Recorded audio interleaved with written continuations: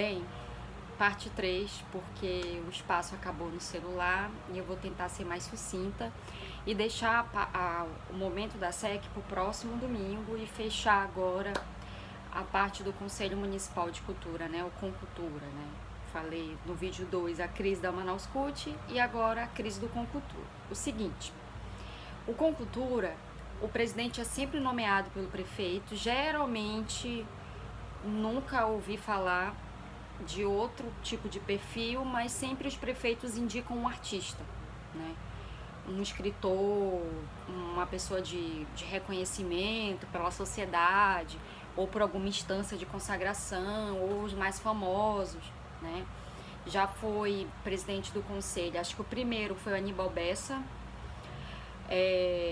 depois Thiago de Mello, não lembro se teve um antes, Turenco Bessa, quem veio depois do seu pai.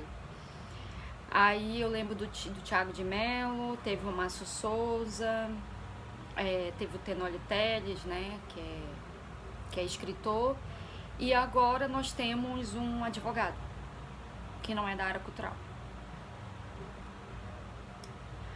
Então, vamos lá. Se ele vai fazer um trabalho bom ou não, eu não sei, né? Para começar, ele não tem perfil do setor, não tem currículo no setor, ele estava como vice-presidente e aí agora foi nomeado presidente. Esse conselho, nos últimos meses, né, tem articulado uma série de decretos de regulamentação e tomada de alguns poderes que seriam da Manaus CUT para a mão do conselho. Isso, minha amiga advogada cultural Veridiana pode explicar melhor, porque ela já vinha há um tempo analisando essas publicações no Diário Oficial do município. Ela pode falar melhor sobre isso. Sobre o recurso federal da Paulo Gustavo, eles são responsáveis, né, pelas reuniões setoriais, pelas oitivas e enviar a proposta de trabalho ao Ministério da Cultura e conseguiram rápido a liberação, né, a aprovação do plano de trabalho. Ok. Agora vamos falar o que estava acontecendo anteriormente. Ano passado e esse ano, o Plano Municipal de Cultura, que já existia, que foi feito em 2012, uma construção coletiva, que infelizmente não teve articulação suficiente na Câmara Municipal para virar lei, né? E isso ficou parado, ficou engavetado. Se passaram 10 anos, e aí esse conselho, né, ano passado, ele estava disposto a retomar isso, porque é papel deles, né? Tinha que fazer isso.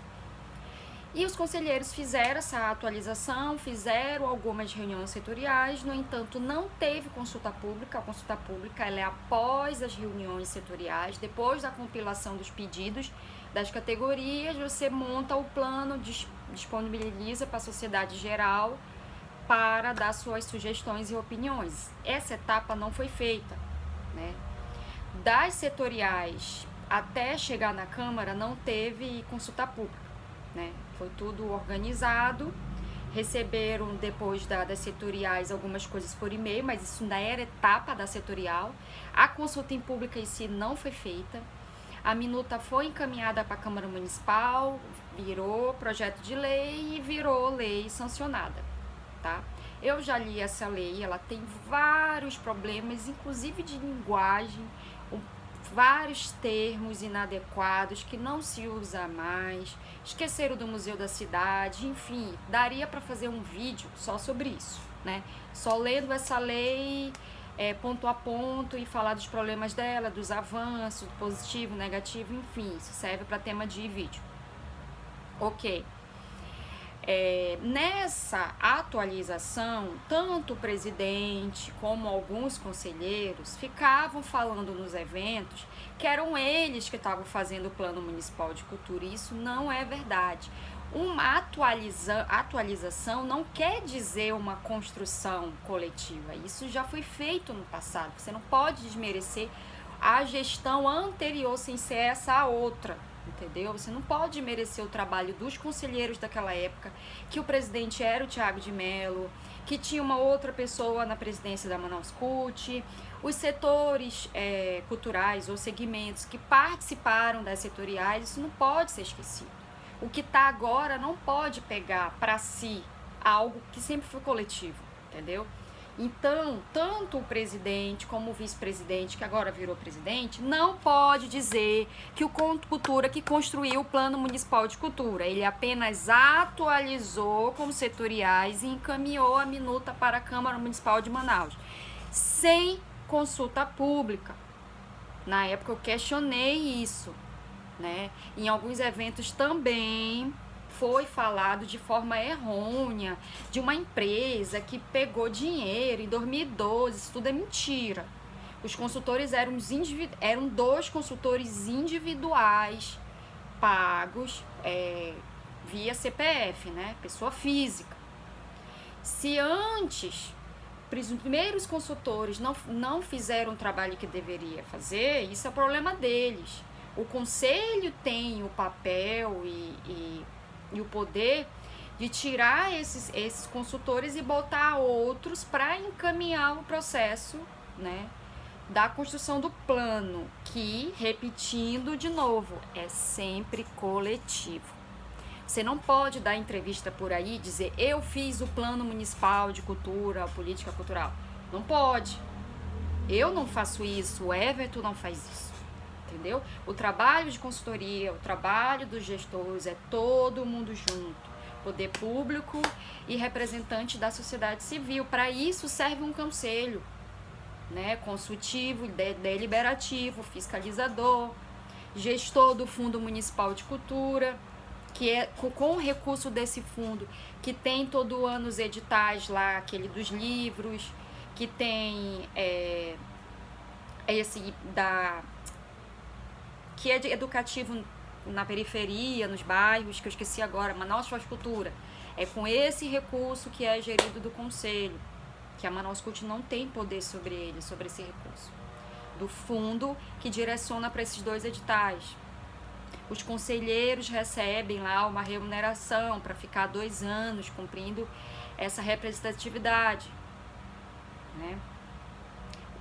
Conselhos no Brasil, assim como fórum, conferências, enfim, uma série de instrumentos que podem servir como uma democracia participativa para tentar tirar um pouco só essa democracia representativa e ter uma participação mais popular, assim como orçamento participativo, além dos conselhos, enfim, né? É uma tentativa, mas a forma como esse conselho tem atuado não tem sido para uma democracia participativa, ainda se mantém uma democracia representativa.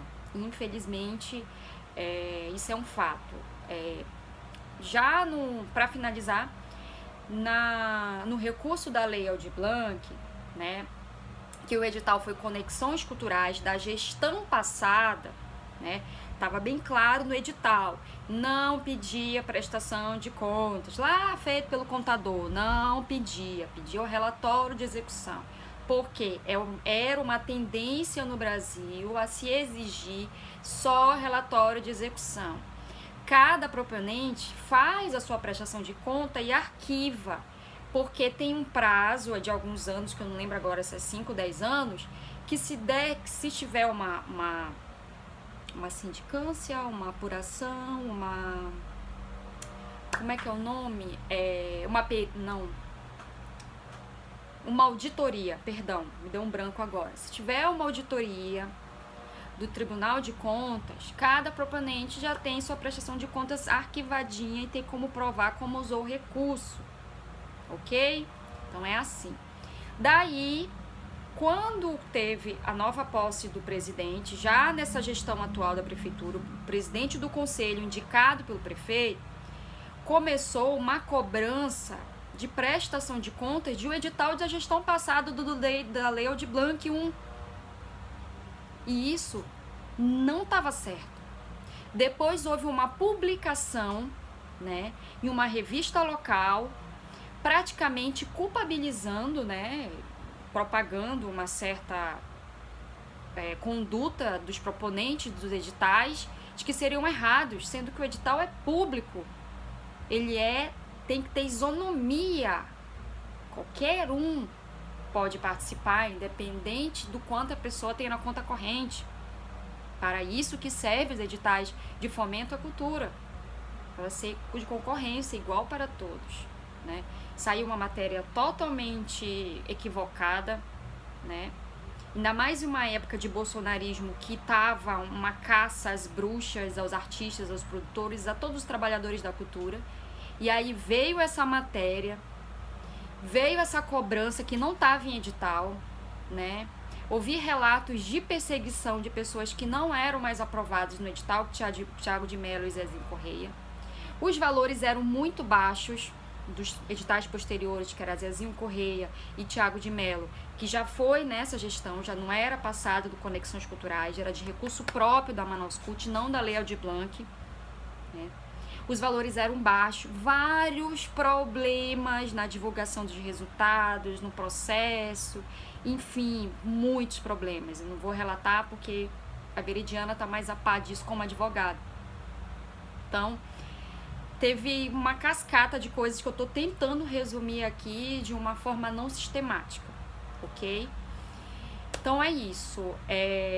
Espero que isso sirva de crítica, de desabafo, de uso de uma maneira mais construtiva, né? Não estou aqui para personalizar as pessoas, mas sim deixar claro que determinadas pessoas ocupavam cargos públicos e não geriam, né? Não estavam sabendo gerir dentro de uma gestão cultural, né?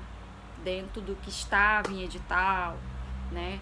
Essas relações provincianas que ainda pairam em Manaus atrapalham muito, muito, muito, muito uma construção pública, da coisa pública, de editais públicos, de igualdade para todos, democratização dos recursos públicos, de fomento à cultura e etc, etc, etc. Por isso que eu apoio tanto a aprovação no Congresso Nacional do marco regulatório da cultura, tá?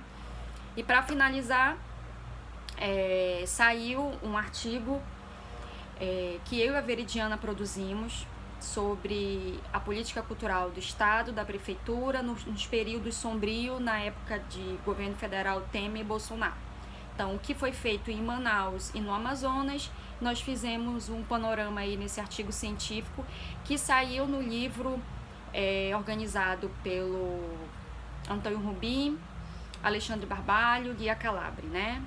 Uma é do Rio, o outro é Ceará, o outro é da Bahia, se juntaram e organizaram esse livro sobre todos os estados brasileiros e nós estamos no capítulo 1 pela ordem alfabética Amazonas, né? Eu fui convidada pelo Alexandre Barbalho, convidei a Veridiana, que também é pesquisadora